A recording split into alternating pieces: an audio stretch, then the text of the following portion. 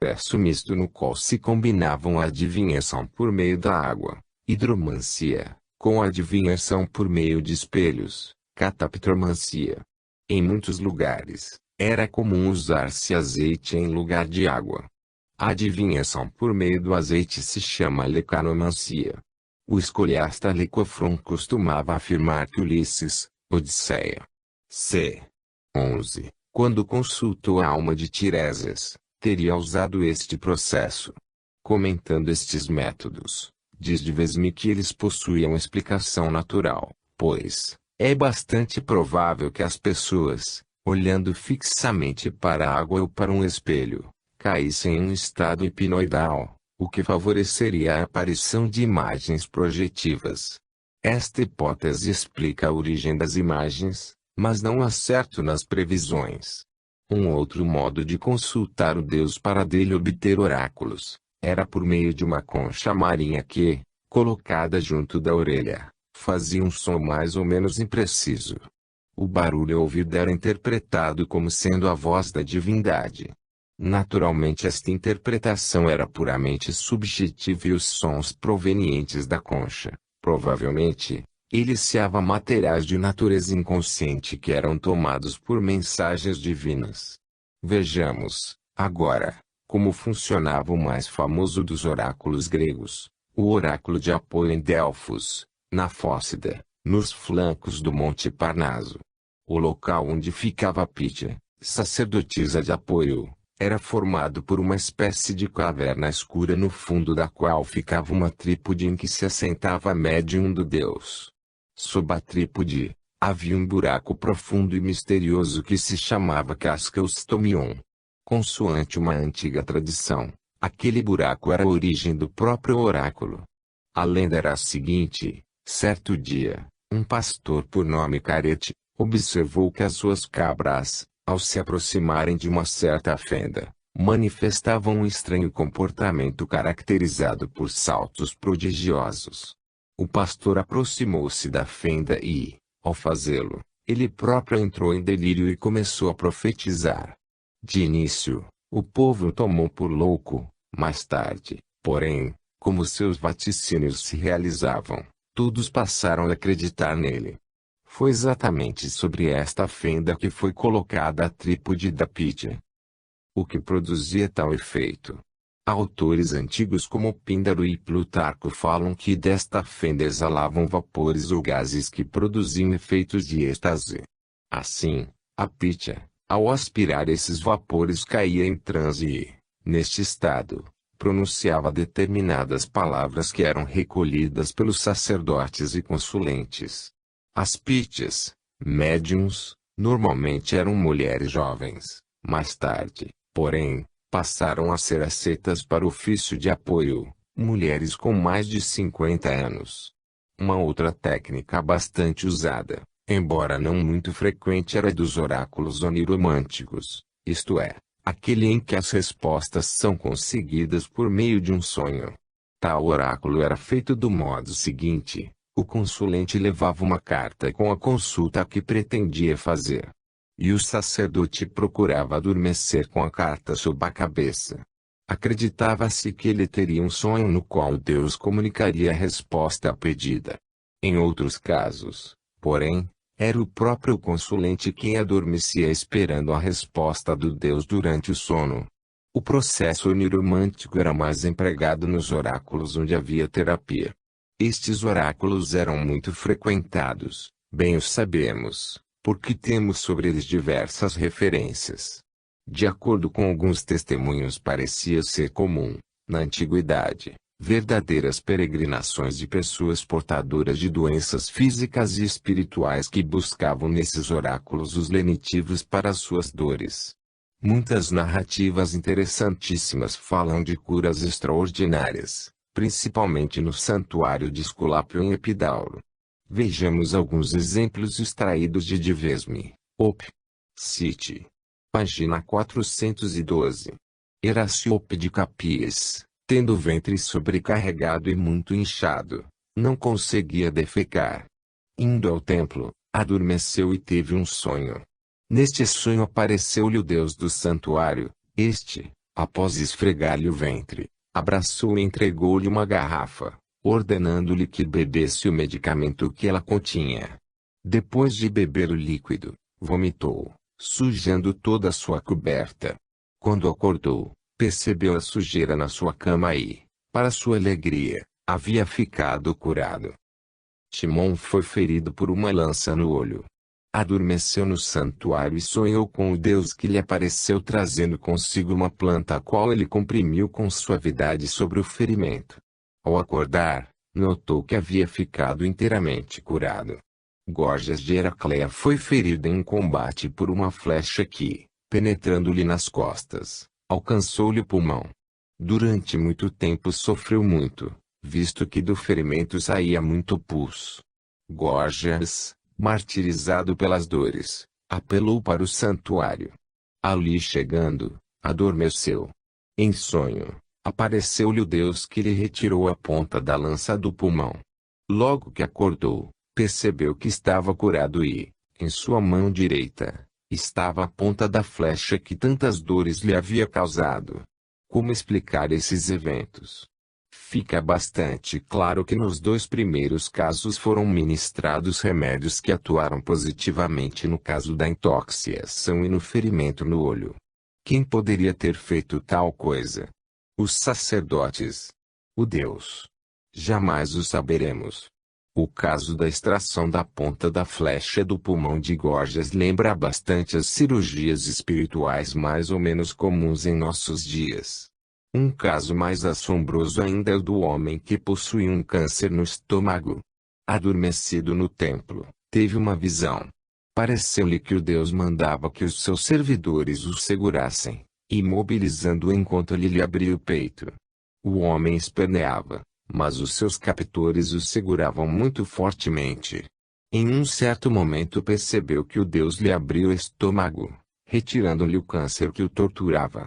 O doente despertou completamente curado. Concluído esse capítulo, gostaríamos de deixar uma reflexão para o nosso leitor. Que entidade atuava nos oráculos? Quem curava as pessoas no santuário de Esculápio enquanto seus corpos físicos dormiam? A nós nos parece que as entidades que se manifestavam nos oráculos do sonho eram espíritos desencarnados que vinham, como ainda hoje acontece, trabalhar em favor dos encarnados. Se a nossa hipótese ficar comprovada, a temporalidade e universalidade dos fenômenos espíritas e com isso, as verdades espíritas, ganham um ar de respeitabilidade uma vez que parece ficar claro que não surgiram da mente de um homem ou da fantasia de um povo, mas que fazem parte da história humana em todas as épocas e lugares. Parte 11. As pessoas duplas. Chamam-se pessoas duplas aquelas que podem ser vistas em dois lugares ao mesmo tempo. Normalmente, tais fenômenos sucedem com os médiuns desenvolvidos ou com pessoas com quem tais fenômenos acontecem espontaneamente. Aksakov, em seu livro clássico Animismo e Espiritismo, página 256, narra um caso dos mais interessantes. Conta Aksakov que, em 1845, na Livônia, perto de Volmar, havia uma escola para moças chamada Neuelk. Entre as professoras deste colégio, havia uma, por nome Emília Saget, natural da cidade de Dijon. Logo depois que a professora Emília iniciou suas tarefas docentes, começaram a surgir certos boatos estranhos. Uma aluna dizia tê-la visto no jardim ao mesmo tempo que outra jurava que ela estava na biblioteca.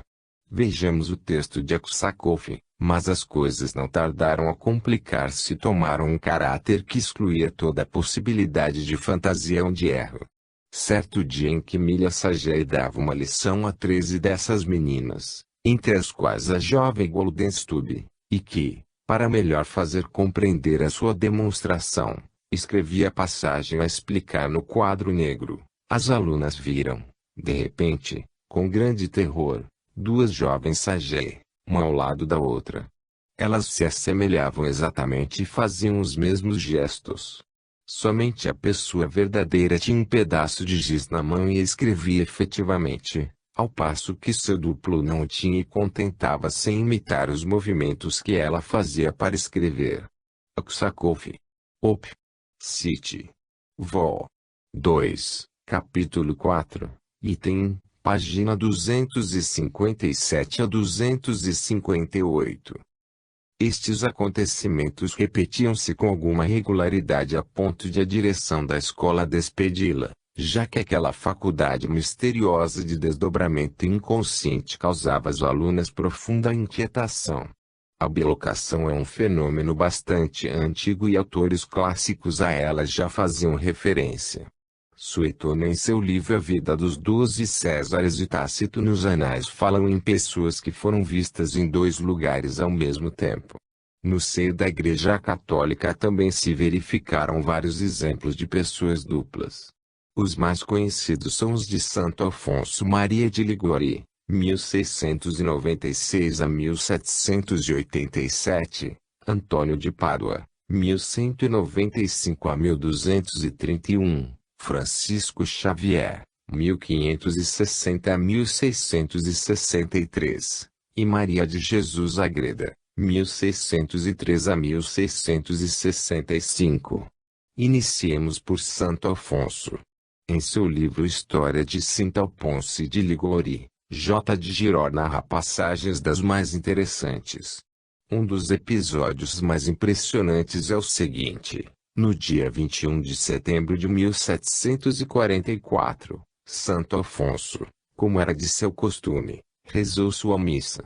Depois retirou-se para seu quarto, sentou-se em uma cadeira e adormeceu. Ficou neste estado cerca de 2 dias, parecendo vítima de um desmaio prolongado. Um dos serviçais da igreja tentou acordá-lo, mas Nicolás Rufino, o vigário-geral, que conhecia bem o santo, não permitiu que o fizesse. Ao final do segundo dia, o santo abriu os olhos e comentou que não estivera adormecido, mas havia deixado o corpo para ir assistir o Papa Clemente XIV que estava para morrer. Todos ficaram surpresos com aquelas palavras. Entretanto, dias depois, veio a notícia de que Clemente XIV havia deixado a vida do corpo físico exatamente no dia 22 de setembro de 1744. O caso de S. Francisco Xavier não é menos notável. Em 1571, Francisco viajava para a China em um pequeno veleiro. À noite, a lua desapareceu, grossas nuvens negras acumulavam-se no céu, o vento soprou forte, fazendo jogar o navio perigosamente. O medo apoderou-se da tripulação. 15 marinheiros decidiram, então, abandonar o navio em uma chalupa.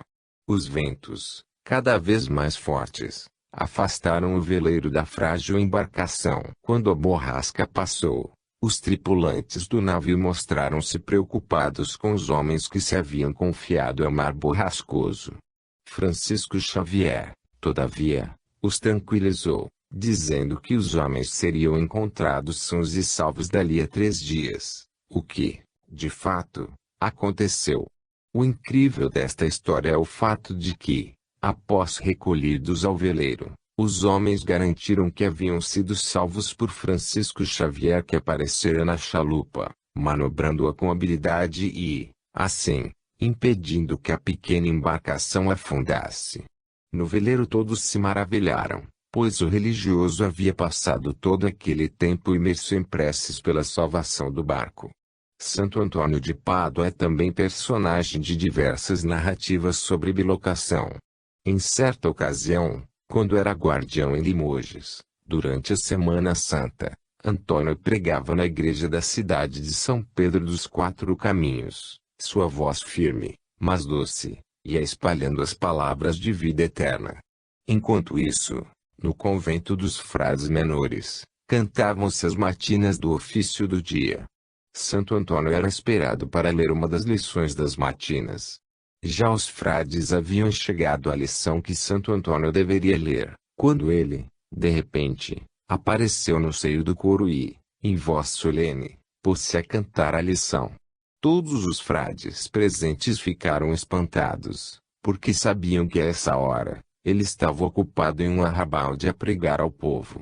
O poder de Deus fez com que, no mesmo instante, ele estivesse com seus irmãos no coro onde cantava uma lição e na igreja de São Pedro, no meio da multidão, sobre a qual espalhava as sementes do Evangelho.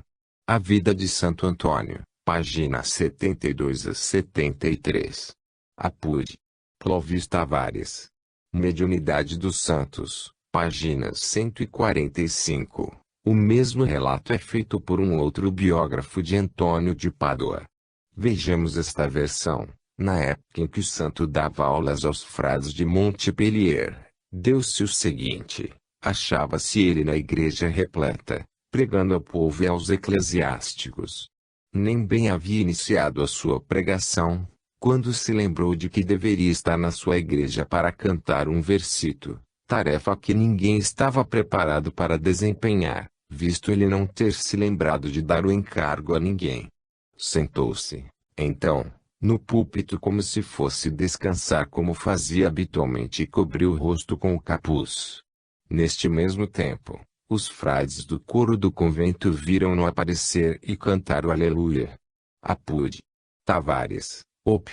Cite página 147. O caso mais conhecido, porém, dentre as bilocações deste santo, foi o seguinte: estava Antônio na cidade de Pádua, na Itália, quando teve notícias de que, em Lisboa, familiares seus estavam sendo acusados de um crime pavoroso. Antônio, preocupado com o rumo dos acontecimentos, deixa seu corpo em Pádua e se transporta para Portugal. Ali, entra no tribunal e faz a defesa do acusado. Tais faculdades paranormais ou mediúnicas, aliadas às qualidades morais, foram responsáveis pela canonização de muitos santos da Igreja Católica, pois, esses eventos, tidos como milagres, pareciam ser uma espécie de privilégios que Deus concedia aos seus eleitos. Tempos mais tarde, a doutrina dos espíritos viria lançar luzes sobre estes e outros fenômenos mediúnicos. Allan Kardec conta que, tendo interrogado um espírito a respeito de Santo Afonso de Ligório, obteve a seguinte resposta: o espírito encarnado, ao sentir que lhe vem o sono, pode pedir a Deus lhe seja permitido transportar-se a um lugar qualquer. Seu espírito ou sua alma, como quiseres, abandona, então o corpo, acompanhado de uma parte de seu perispírito, e deixa a matéria imunda num estado próximo do da morte. Digo próximo do da morte, porque no corpo ficou um laço que liga o perispírito e a alma à matéria, laço este que não pode ser definido. O corpo aparece, então, no lugar desejado. Creio ser isso que queres saber. Kardec. O Livro dos Médiuns. Cap 7, item 119,1. O espírito consultado explica ainda que, de acordo com o grau de elevação do espírito, pode este tornar-se tangível à matéria. O seguir, Kardec pergunta ao espírito se é indispensável o sono para que a bilocação se manifeste. A resposta é a seguinte: a alma pode se dividir, quando se sinta atraída para lugar diferente daquele onde se acha seu corpo. Pode acontecer que o corpo não se ache adormecido, se bem seja isso muito raro, mas, em todo caso, não se encontrará num estado perfeitamente normal, será sempre um estado mais ou menos estático. Kardec. Op. Cite. Capítulo 7, item 119, terceiro. Assim, a bilocação, do ponto de vista da doutrina espírita, deixa de ser um milagre, uma espécie de privilégio que Deus concede a alguns poucos bem-aventurados para se tornar um modo de ser do espírito humano. A projeção do corpo fluídico à distância nada tem de maravilhosa e nem mesmo de sobrenatural, muito pelo contrário, é um fenômeno físico, objetivo que pode ser provocado pelo próprio médium, como parece ser o caso de Santo Antônio, ou ser espontâneo e inconsciente, como no exemplo de Emília Saget. Deste modo, o Espiritismo procura imprimir a este e outros fenômenos semelhantes um grau de racionalismo e empirismo que os religiosos e os materialistas, por motivos diferentes, procuram negar, mostrando que o que se tem por maravilhoso ou produto de milagre é apenas aquilo que o homem não consegue explicar racionalmente. O Espiritismo se inscreve na tradição racionalista do Ocidente e oferece ao homem a esperança de buscar as verdades do espírito, não na floresta escura do dogmatismo, mas nas especulações filosóficas e no rigor das experiências de laboratório. Parte 12. A grande farsa de Lodum. Antes de entrarmos no estudo dos demônios de Lodum, vamos fazer algumas considerações que julgamos úteis a respeito das fraudes mediúnicas. Esta questão pode ser entendida de dois modos: as fraudes que os espíritos levianos praticam contra aqueles que, por motivos fúteis ou egoísticos, entram em contato com eles, e as fraudes cometidas por médiuns sinceros, fraude inconsciente, ou por charlatães, fraudes conscientes. No primeiro caso, a mistificação é produzida com a cumplicidade de pessoas que fazem as consultas. Aquele que se aproxima do espiritismo com a intenção de conseguir vantagens materiais, torna-se presa fácil desses espíritos que com ele brincam, levando-o ao ridículo ou frustrando as suas esperanças. Para evitar este tipo de problema, basta entender a doutrina espírita como um instrumento de reciclagem moral e não como um meio de conseguir dinheiro, sucesso amoroso ou simplesmente fama. Ouçamos sobre esta questão a opinião de Allan Kardec. Parece-me que podeis achar a resposta em tudo quanto vos tem sido ensinado. Certamente que há, para isso, um meio simples, o de não pedirdes ao Espiritismo senão que ele vos possa dar. Seu fim é o melhoramento moral da humanidade. Se não vos afastardes desse objetivo, jamais sereis enganados. Porquanto não há duas maneiras de se compreender a verdade moral, a que todo homem de bom senso pode admitir. Kardec. O Livro dos Médiuns, capítulo 27, item 303,1. No segundo caso estão os médiuns embusteiros. Muitos médiuns, na ânsia de produzir determinados fenômenos, não o podendo por uma dificuldade específica, simulam, fraudam, mentem, mistificam. Lombroso em Hipnotismo e Mediunidade, parte 2, capítulo 15, pág. 419, tratando deste assunto, lembra o enorme arsenal utilizado pelos médiuns fraudulentos do qual fazem parte, barbas postiças, máscaras, vestidos de tecidos finos, substâncias fosforescentes, cadeiras com esconderijos onde o médium oculte as máscaras, quando não com molas que, funcionando, simulam a levitação e, assim, por diante. Esses truques acontecem principalmente porque tais médiuns são solicitados e não poucas vezes pagos para produzirem certos fenômenos. Ora, como os fenômenos não estão diretamente subordinados aos médiuns, nem sempre podem ser produzidos quando se quer e por isso os médiuns lançam mão de truques para não frustrarem as expectativas dos seus consulentes. Lombroso, Op. Cit. Página 419, mostra como, mesmo um médium poderoso como Eusápia Paladino, não ficou isenta de fraudes. Também Eusápia não se subtrai à regra geral. Vimos que muitos são os truques cometidos por Eusápia em estado de transe, e fora dele, liberando, por exemplo, uma das mãos, presa pelos controladores, para mover objetos a ela vizinhos, para estabelecer contactos, com o joelho ou um dos pés levantar lentamente a perna da mesa, fingir ajeitar os cabelos, e arrancar para fazer baixar uma balancinha de pesar cartas. Foi também vista, por Pfeiffer, colher furtivamente, antes da sessão, flores, para simular, depois, aportes, à noite, prevalecendo-se da escuridão. Op. Cit. Página 419. É importante lembrar, entretanto, que o fato de um médium fraudar não anula a veracidade dos fenômenos mediúnicos em geral. Quem assim raciocinar comete um tipo de falácia chamado acidente convertido ou generalização apressada. O médium moralmente frágil vale-se do truque porque não pode produzir o fenômeno autêntico e não possui a coragem moral de dizer: lamento, mas hoje não haverá fenômenos. A esta altura, penso que já podemos iniciar as nossas considerações sobre o caso dos chamados demônios de Lodum. O nosso estudo deve começar pelo personagem central do caso, o padre Urbano Grandier. Urbano Grandier nasceu em Bouille, nas proximidades de Sable. Na época em que se passam esses acontecimentos que vamos narrar, ele está com cerca de 43 anos. Desde menino, Grandier se mostrou um espírito vivo e penetrante. Talvez, por isso, a sua educação foi confiada aos jesuítas no colégio de Bordeaux. Seus progressos foram consideráveis. Aos 25 anos, ordenou-se padre.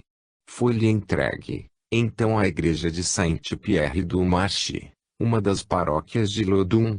Em 1617, a cidade de Lodum possuía cerca de 15.000 habitantes, o que era um número razoável de almas para uma cidade do século XVII.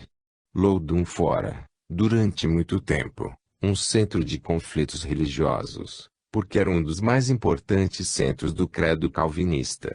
Em 1562, havia sido cercada pelos católicos e por estes tomada, mais tarde, foi retomada pelos calvinistas que incendiaram o Colégio de Santa Cruz e a Igreja dos Carmelitas. Em 1572, os católicos voltaram a conquistar Lodum e massacraram um grande número de huguenotes. Graças, porém, ao Edito de Nantes, os conflitos perderam a intensidade e a cidade de Lodum tornou-se um espaço onde os partidários da reforma puderam viver com relativa tranquilidade. Com a morte do rei Henrique IV, o Partido Católico cresceu de importância e a paz religiosa voltou a ser ameaçada. Lodum, então, tornou-se palco de uma conferência para regularizar as relações entre papistas e luteranos naquela cidade. A conferência durou 6 meses e terminou de modo favorável aos católicos. É natural que a Igreja Católica tenha recebido a vitória da Conferência de Lodum como um presente dos céus. Procura, assim, ocupar os espaços que lhe eram oferecidos. Criam-se, ali, novos conventos e igrejas. As ordens ali existentes no passado, como os carmelitas, os franciscanos e os irmãos de Saint-Maturin, voltam à cidade. Os protestantes, por seu turno, não aceitam com facilidade estas mudanças e se tornam desconfiados e inquietos. Foi por esta ocasião que chegou a Lodum o padre Urbano Grandier. O jovem e brilhante padre Grandier não foi muito bem recebido em uma paróquia onde predominavam padres medíocres, burgueses, invejosos e mulheres sexualmente insatisfeitas que logo notaram a bela e atlética figura do novo sacerdote, causando inveja aos rapazes solteiros e a desconfiança nos homens casados. Grandier, mal chega a Lodum, avalia rapidamente aquela comunidade. Do alto do seu púlpito, o seu verbo candente critica os monges locais, principalmente os carmelitas cujo fanatismo, mesquinharia e capacidade de intrigar põe a nu. Assim, logo de início e em tempo recorde, o padre Urbano Grandier granjeia em Lodum um grande número de inimigos. Com o passar do tempo, a influência de Grandier aumenta bastante. Muitas mulheres abandonam os seus antigos confessores e elegem o padre Urbano para seu diretor espiritual. Esta situação deu ensejo para que as más línguas considerassem o novo padre como um libertino herege que fazia do espaço sagrado do confessionário um lugar para encontros escusos. Todos esses comentários acirram o ódio que os maridos e os pais de família nutriam contra o novo cura. Urbano Grandier, que parecia possuir uma espécie de vocação para fazer inimigos, continua com a sua vida dupla, de padre sedutor, sem dar muita importância aos comentários.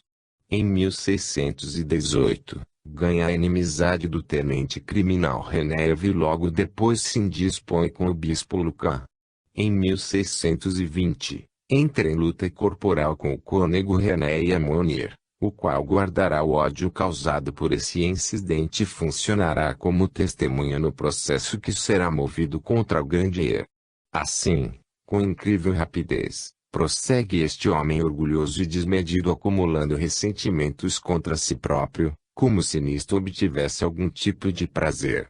Naquele tempo, em virtude dos seus dons de oratória e sua inteligência incomum, Grandier participa das reuniões na casa de Saint-Martin onde compareciam os espíritos mais finos e delicados do lugar. Em 1623, morre Saint-Martin e as sessões passam a ser realizadas na casa de Monsieur Trincante. Ali, Grandier conhece a sobrinha do procurador Felipe, conquista-a, envolve, engravida. A criança nasce e, para salvar as aparências, uma amiga da família assume a maternidade. Apesar de tudo isso, Grandier não se emenda. Semelhante aos heróis da tragédia grega que, cegos pela arte e arrastados pelo bris marcham para a catástrofe, assim caminha também Grandier para o terrível destino que o espera. Mal assentar a poeira do primeiro escândalo urbano, Grandier prepara outro sem a menor preocupação com o que lhe pudesse acontecer. Vejamos como foi este caso. Havia em Loudun uma jovem órfã chamada Madeleine de Brou, cuja mãe, no leito de morte, entregara ao cura de Saint-Pierre. Grandier, desrespeitando as delicadas circunstâncias, assedia a moça, disse apaixonado, cita os evangelhos para justificar as suas pretensões. A jovem se rende e se casa com ele em uma cerimônia secreta na qual, há um tempo, ele é o noivo e o sacerdote oficiante.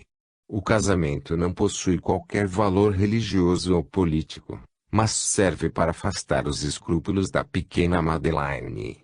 A moça guarda o segredo sobre a sua condição de mulher casada, mas é muito difícil conservar segredos em um lugar como Loudun, onde a privacidade não é coisa que se possa preservar tão facilmente. Desse modo, em breve, os mexericos começam. Os boatos crescem. Quem mais fala do escandaloso casamento é um boticário por nome Adam. Por incrível que possa parecer, Grandier consegue convencer a sua jovem amante a levar o caluniador às barras do tribunal. Ela concorda. Adam perde a questão uma vez que nada pôde provar e é condenado a pagar a pesada multa, arruinando-se por completo. Com isso Grandier já pode acrescentar mais um inimigo mortal à sua não pequena galeria. O caso Madeleine ainda trará para Grandier o ódio do advogado real, Pierre, que cortejava Madeleine e com ela desejava se casar. Assim, em Loudun, Grandier passa a ser uma espécie de ilha cercada de inimigos por todos os lados.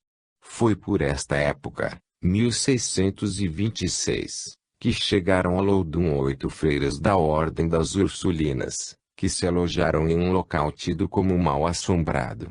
Pouco depois, a Madre Superiora do convento das Ursulinas se afasta e o seu lugar é ocupado pela Madre Joana dos Anjos. A nova Madre Superiora do convento das Ursulinas é, no mínimo, uma mulher estranha. Ela mesma se diz hipócrita, dissimulada e devassa. Sob a sua orientação, entretanto, o convento cresce materialmente, o número de irmãs aumenta para 17. As famílias burguesas de Loudun colocam suas filhas no convento para que tenham boa educação, aprendam boas maneiras e uma tintura de letras. Aberto este parênteses, voltemos a Grandier. Jacques Thibault, senhor de Chassouguines, havia caluniado Grandier publicamente. Em um encontro na rua, o padre pede satisfações ao seu caluniador e este o agride com a sua bengala. Grandier, indignado, vai a Paris pedir providências à justiça do rei. Seus inimigos, todavia, não descansam e, reunidos na casa de Trincante, escrevem um documento, em parte verdadeiro e em parte calunioso, no qual fazem um minucioso relatório da vida herética e desregrada do cura de Saint-Pierre. O Tribunal de Paris, atendendo aos apelos de Grandier, manda chamar Thibault para dar explicações. O acusado então apresenta aos juízes o seu relatório. O tribunal, sentindo-se incompetente para decidir sobre a matéria, envia o caso à jurisdição do bispo.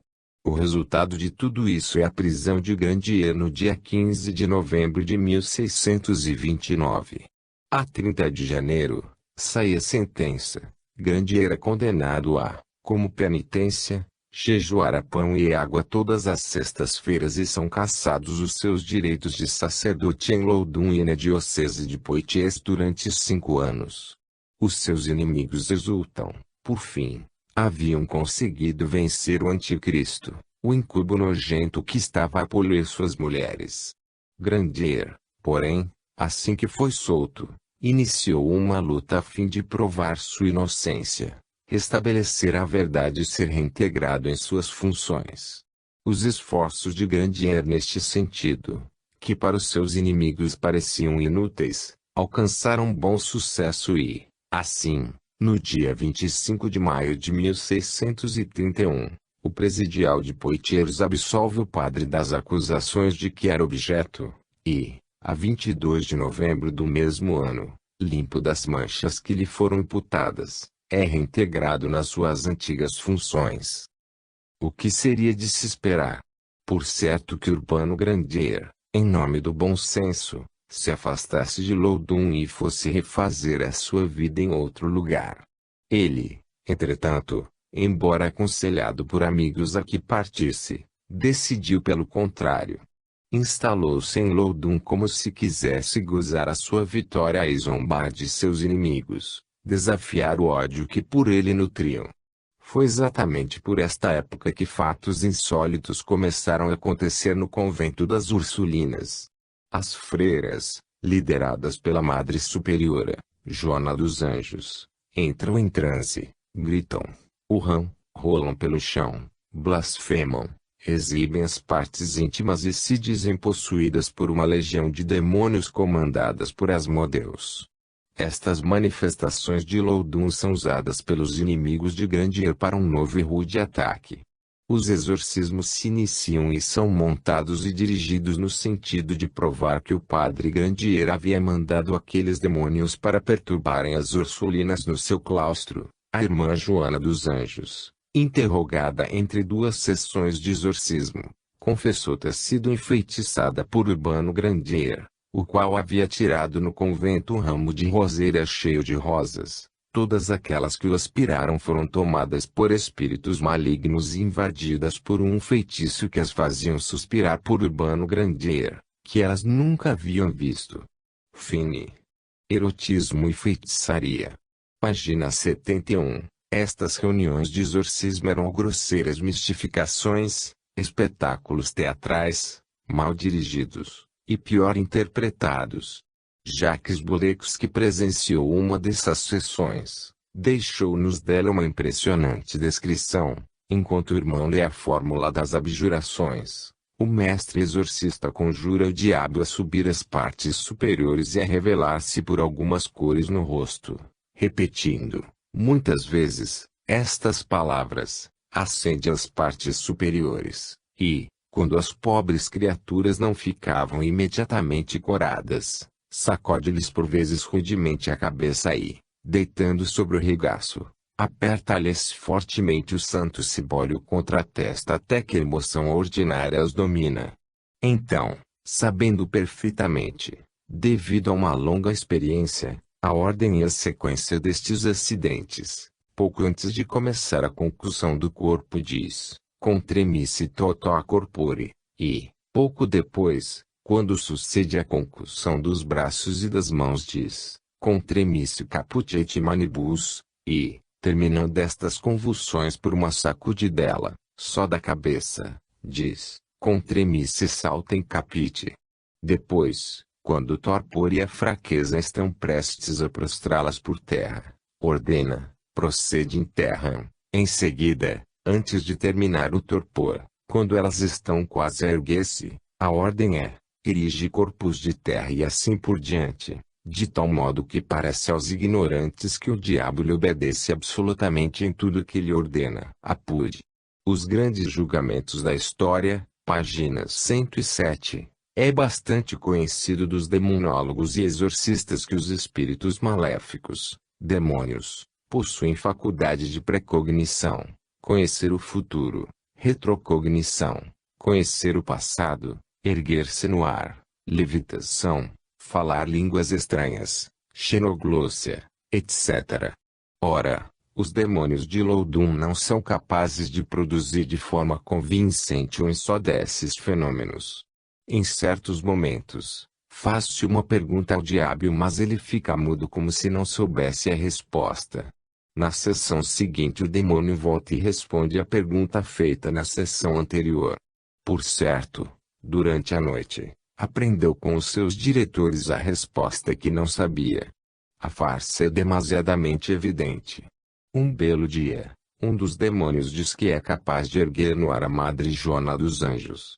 Os presentes esperam ansiosos o fenômeno maravilhoso. De repente, como que por encanto, a freira aparece no ar com a orla do hábito a tocar de leve no chão. Um dos espectadores mais afoitos corre e levanta o hábito, revelando o dispositivo que sustentava a irmã levitante. De outra feita, um demônio afirmou que lhe era possível arrancar da cabeça de Laubardemont, um dos exorcistas, o seu solidel, sem tocá-lo.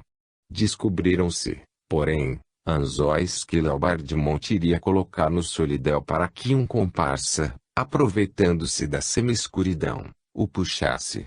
O fenômeno, logicamente, não aconteceu. O ápice de toda esta farsa, cuja finalidade era perder definitivamente o padre Grandier, foi a descoberta do documento do pacto que o padre havia assinado para conseguir auxílio do demônio. A carta pacto diz o seguinte: meu senhor e amo, reconheço-vos por meu Deus e prometo servir-vos enquanto viverei. A partir deste, renuncio a todos os outros e a Jesus Cristo e a Maria e a todos os santos do céu, à Igreja Católica Apostólica e Romana, a todos os seus sufrágios e orações que possam vir a ser feitos em minha intenção. Prometo adorar-vos e prestar-vos homenagem pelo menos 3 vezes por dia, fazer todo o mal que puder e atrair para o mal tantas pessoas quantas possa, e, de boa vontade, renunciar à crisma e ao batismo, a todos os méritos de Jesus Cristo, e dou-vos meu corpo, minha alma e a minha vida para que vos pertençam, e isto para todos sempre, e nunca me arrepender. Apud. Fim, né? Página 112. Como as pessoas inteligentes e de bom caráter se recusassem a aceitar como verdade toda esta pantomina, o próprio Asmodeu decidiu fazer uma grande manifestação de seu poder. Disse ele que sairia do corpo da Madre Superiora e deixaria uma chaga sobre o coração da possuída. No dia marcado, aparece a irmã Joana dos Anjos. Ela está segura e os exorcistas confiam nas suas habilidades dramáticas. A freira, então, se concentra, suas feições crispam-se, os olhos tornam-se estrábicos, a boca torta. Todo o seu corpo treme. A mão da madre mergulha no seio e ela grita de dor. As contorções aumentam. Ela retira a mão do seio. Há sangue em seus dedos e as marcas do que falara Asmodeus lá estavam no lugar indicado. Um fidalgo presente, que se mostrava atento aos acontecimentos, garante ter visto na mão da freira um objeto cortante. O espetáculo termina em vaias. Tais embustes, associados à vida pregressa de Grandier e a uma armadilha na qual jogaram Grandier contra o poderoso cardeal de Richelieu, terminaram por levar o padre de Loudun à fogueira, morte destinada aos bruxos. O que fica, porém, como lição é a possibilidade de se manipularem as comunicações espíritas e como se deve ter um cuidado extremo ao lidar com esses fenômenos. Os homens sérios e estudiosos devem duvidar sempre. Não se trata, porém, da dúvida idiota, filha da teimosia, mas da dúvida metódica, a dúvida cartesiana que possibilita melhor distinguir o verdadeiro do falso. As pessoas ingênuas, aquelas que acreditam em tudo muito facilmente, podem ser vítimas da fraude e dos embustes. Na procura da verdade, algumas gotas de ceticismo, temperadas com uma boa pitada de bom senso, Nunca fizeram mal. Parte 13. Immanuel Swedenborg, o precursor. Nasceu Swedenborg em uma família aristocrática da Suécia. O seu trabalho mediúnico, entretanto, desenvolveu-se quase todo em Londres, onde desencarnou e foi sepultado. As pessoas desavisadas que leem Swedenborg podem ter a impressão de que se encontram frente a texto produzido por um visionário do tipo ingênuo, semilouco que acreditava nas próprias alucinações. A biografia de Swedenborg, contudo, desautoriza este tipo de interpretação. Swedenborg, em verdade, foi um desses cérebros privilegiados que, de vez em quando, surgem na Terra e que, por falta de uma palavra melhor para designá-los, costumamos chamá-los gênios. O seu interesse intelectual era incrivelmente poliforme. Vejamos, porém, as palavras abalizadas de Arthur Conan Doyle sobre este homem notável. Ele era, antes de mais nada, um grande engenheiro de minas e uma autoridade em metalurgia. Foi engenheiro militar que mudou a sorte de uma das muitas campanhas de Carlos XII da Suécia. Era uma grande autoridade em física e astronomia, autor de importantes trabalhos sobre as marés e sobre a determinação das latitudes. Era zoólogo e anatomista, financista e político, antecipando-se às conclusões de Adam Smith. Finalmente era um profundo estudioso da Bíblia, que se alimentou da teologia como leite materno e viveu na atmosfera evangélica alguns anos de sua vida.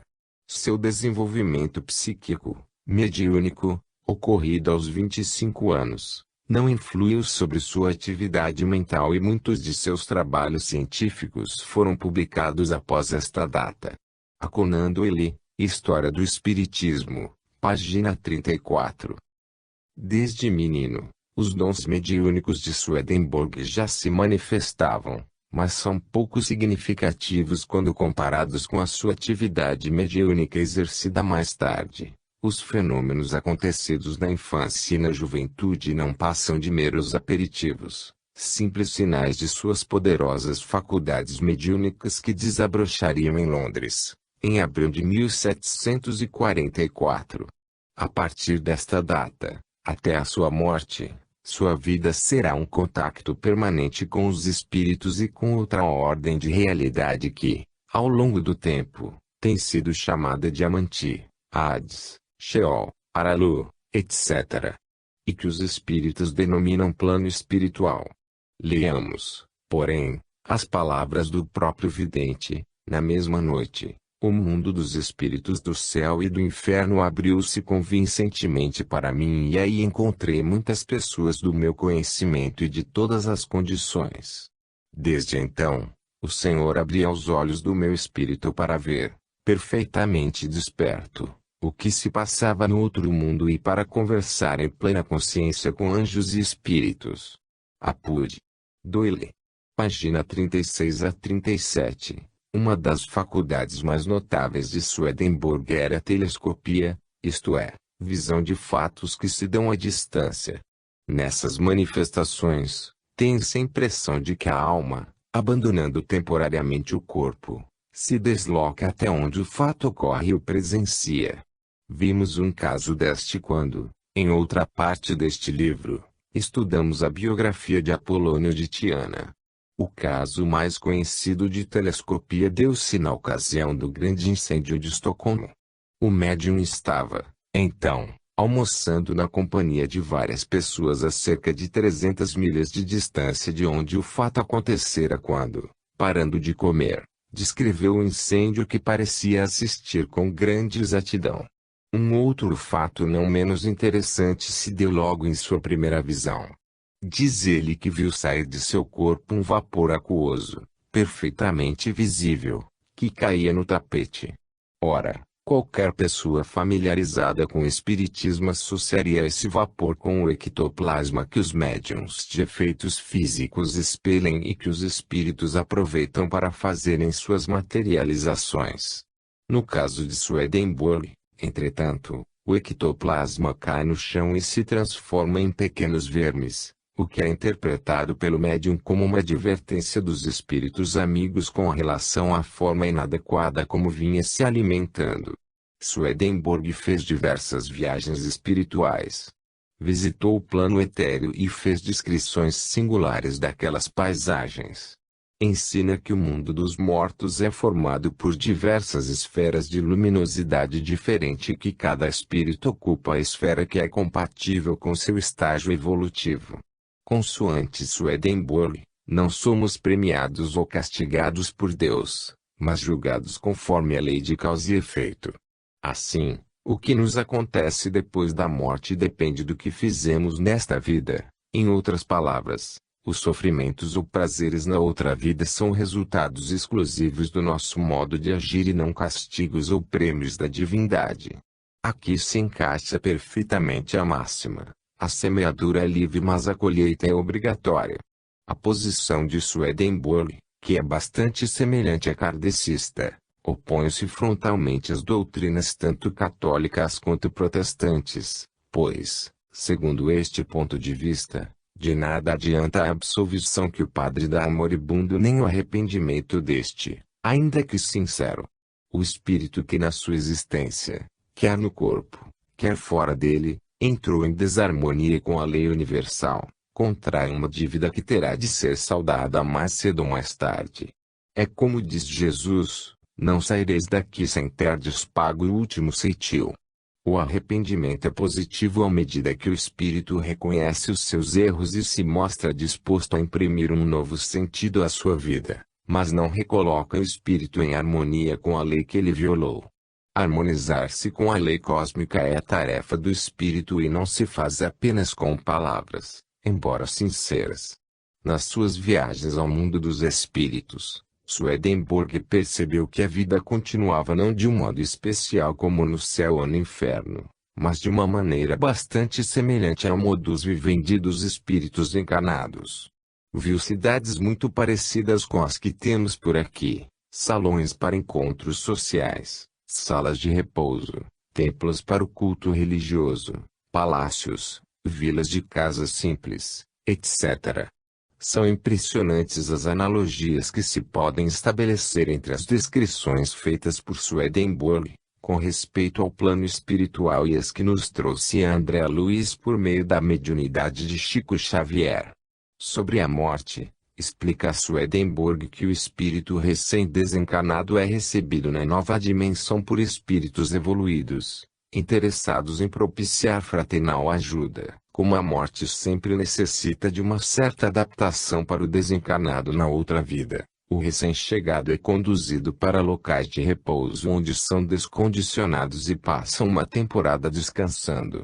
Por fim, reconquistada a plena consciência, ficam sabendo que não pertencem mais à Terra e procuram se adaptar à nova forma de existência. No plano espiritual, conta Swedenborg, havia também anjos e demônios. Não eram esses, contudo, seres eternamente voltados para o bem ou para o mal, mas espíritos de pessoas que viveram na Terra. Os anjos correspondem aos espíritos que aproveitaram a sua encarnação para se exercitarem no bem e desenvolver suas potencialidades positivas, enquanto os demônios eram almas que, na Terra, se compraziam no mal, cultivando mais o ódio que o amor. A morte, comenta o médium sueco, nada acrescenta ou subtrai ao espírito. Na passagem de uma vida para outra, o espírito leva consigo tudo aquilo que conseguiu acumular, quer moral quer intelectualmente. Assim, a morte não torna ninguém melhor ou mais sábio. O viciado, o pervertido, o malicioso, do outro lado da vida prosseguem assim, e vão engrossar as fileiras de outros espíritos com eles afinados. Por outro lado, o homem de bem, depois da morte, é auxiliado por espíritos amigos e continua nos trabalhos do bem, esforçando-se por aperfeiçoar a sua caminhada rumo aos mundos maiores. Como se pode ver, a morte não rompe com as preocupações desta vida nem muda a atitude mental do espírito. Assim, a família, por exemplo, prossegue sendo uma preocupação permanente do espírito desencarnado que não consegue, e é bom que seja assim, se libertar dos laços que o prendem ao círculo familiar em que esteve imerso durante a sua existência anterior. Uma outra revelação feita por Swedenborg refere-se à situação das crianças desencarnadas. Como se sabe, no pensamento oficial da Igreja Católica, as crianças pagãs, não batizadas, não têm, depois da morte, acesso imediato aos parâmetros celestiais. Swedenborg diz, ao contrário, que todas as crianças, batizadas ou não, são recebidas do mesmo modo no outro mundo. Fala de jovens amorosas e dedicadas que adotam essas crianças, cuidando delas até que suas mães verdadeiras retornem ao mundo maior. Não havia também no mundo espiritual de Swedenborg penas e castigos eternos. Os espíritos que se encontram presos nas teias do sofrimento, em virtude de situações por eles mesmos criadas, podem, através dos seus esforços na direção do bem, modificar esta situação, melhorando, assim, a condição dolorosa em que se encontram. Por seu lado, os espíritos continuam trabalhando para melhorar mais ainda a sua posição na escala evolutiva. Há, portanto, no plano espiritual descrito por Swedenborg, um processo dinâmico e uma forte aspiração pelo progresso. Há, no plano espiritual, uniões que se poderiam chamar de casamento. Esta afirmação nos traz a certeza de que o amor continua e as afeições que cultivamos não desaparecem com a morte. Com isto, na doutrina swedenborgiana, a vida ganha um novo sentido, pois nada perdemos dela e cada afeto, cada gesto de ternura, cada expressão de carinho, assim como cada atitude de ódio, se refletem no plano espiritual.